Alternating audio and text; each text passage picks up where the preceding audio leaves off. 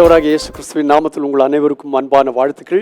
இன்று ஆகஸ்ட் மாதம் 15ஆம் தேதி இந்திய தேசம் சுதந்திரம் அடைந்த நாள். இந்த நாளிலே நீங்கள் சுகமாயிருப்பீர்களாக, மகிழ்ச்சியாயிருப்பீர்களாக, ஆசீர்வாதமாயிருப்பீர்களாக. விடுதலையின் சந்தோஷத்தை உங்கள் உள்ளத்தில், சரீரத்தில், மனதில் அனுபவிப்பீர்களாக.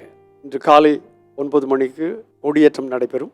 10 மணி முதல் சாயங்காலம் 5 மணி வரைக்கும் சபையிலே யூத் ரிட்ரீட் நடைபெறும். வாலிபர்களுக்கான ஒரு நாள் ரிட்ரீட் நடைபெற இருக்கிறது. வாலிபர்களாக இருக்கிறவர்கள், ஏற்கனவே பெயர் கொடுத்தவர்கள் என்று இந்த வார்த்தைகளை கேட்கிறவர் நீங்கள் வர வேண்டும் என்று விரும்பினால் வந்து கலந்து கொள்ள உங்களை நாங்கள் அன்போடு அழைக்கிறோம். கர்த்தர் உங்களை ஆசீர்வதிப்பாராக. இந்த நாளிலே அப்போஸ்தலனாகிய பவுல் கொலோசேயருக்கு எழுதின நிருபத்திலிருந்து ஒரு சில வசனங்களை நான் வாசிக்கிறேன். 2ஆம் வசனத்தில் சொல்லியிருக்கிறது, கிறிஸ்துவுக்குள் பரிசுத்தவான்களும் விசுவாசிகளுமாயிருக்கிற சகோதரர்களுக்கு எழுதுகிறது. இந்த நிருபம் பரிசுத்தவான்களுக்கு, விசுவாசிகளுக்கு, சகோதரர்களுக்கு எழுதப்படுகிற வார்த்தை என்னவென்று கேட்டால், பிதாவாகிய தேவனாலும் கர்த்தராகிய இயேசு கிறிஸ்துவினாலும் உங்களுக்கு கிருபையும் சமாதானமும் உண்டாவதாக. இது ரெண்டும் ரொம்ப முக்கியம். கிருபை நமக்கு தேவை, சமாதானம் தேவை. ஆண்டவராகிய கர்த்தருடைய வசனம் சொல்லியிருக்கு, என்னுடைய கிருபை உன்னை விட்டு விலகாதிருக்கும் என்று சொல்லியிருக்கிறது. என்னுடைய சமாதானம் நதியை போல் உன்னுடைய வாழ்க்கையில் காணப்படும் என்று சொல்லியிருக்கிறது. என்னுடைய சமாதானத்தையும் உங்களுக்கு தருகிறேன் என்று சொல்லியிருக்கிறது.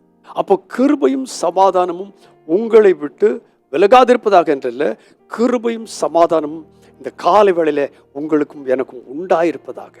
ஆண்டவராகிய கர்த்தருடைய கிருபை காலைதோறும் புதியவைகள் என்று வேதத்தில் சொல்லியிருக்கிறது. அந்த புதிய கிருபையினாலே இந்த நாளில நீங்கள் நிரப்பப்பட்டிருப்பீர்களாக. இதெல்லாம் சொல்லி இந்த பரிசுத்தவான்களுக்காக அநேக காரியங்களை குறித்து தேவனுடைய தாசனாகிய அப்போஸ்தலனாகிய பவுல் ஜெபிக்கிறார். ஜெபித்த பிற்பாடு 12ஆம் வசனத்துல அவர்களுக்காக ஸ்தோத்திரம் பண்ணுகிறார். எதற்காக ஸ்தோத்திரம் பண்ணுகிறார் என்றால், 12ஆம் வசனம், ஒளியில் உள்ள பரிசுத்தவான்களுடைய சுதந்திரத்தில் பங்கடைவதற்கு. பரிசுத்தவான்கள் எங்கே வாழ்கிறார்கள்? ஒளியில.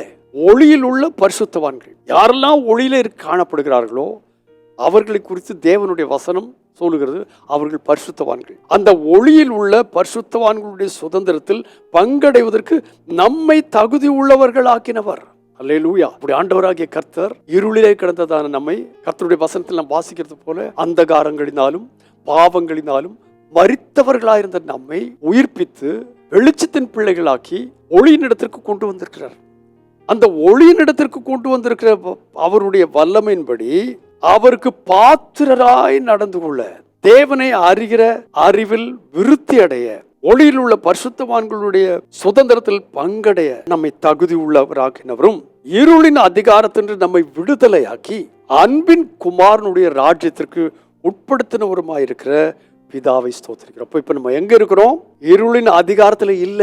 இந்திய தேசம் எத்தனையோ வருஷங்கள் அடிமைத்தனத்தில் இருந்தது. அதிலிருந்து விடுதலை பெற்று சுதந்திர தேசமானது போல பாவத்திற்கு அடிமைகளாகி, அசுத்தத்திற்கு அடிமைகளாகி, கட்டப்பட்டவர்களாய் காணப்பட்டதான நமக்கு வேதத்தில் சொல்லியிருக்கு, பரிசுத்தவான்களுடைய சுதந்திரத்தில் பங்கடைவதற்கு நம்மை தகுதி உள்ளவராக்கி, அது நிமித்தமாக என்ன செய்தார்?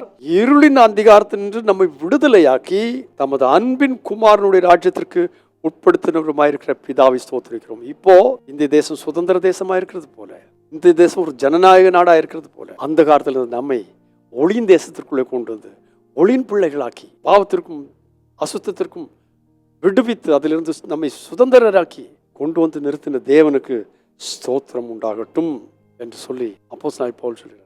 அவர் மட்டும் சொல்லக்கூடாது, நான் சொல்லணும்.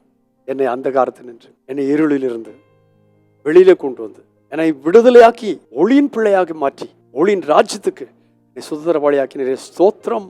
பரிசுத்த பிதாவை இயேசுவின் நாமத்தினாலே வந்த இந்த நல்வார்த்தைகளுக்காக நன்றி. எங்கள் தேசம் சுதந்திரத்தை இன்றைக்கு கொண்டாடுகிற இந்த நாளிலே நாங்கள் எங்களுடைய ஆவிக்குரிய சுதந்திரத்தை அனுபவிக்கிறது மாத்திரமல்ல, இந்த சுதந்திரத்தை பாவங்களாலும் அக்கிரமங்களாலும் மரித்தவர்களுக்கு நாங்கள் விதையாய் அள்ளி தூவி விதைக்க கிருபை தாரும்.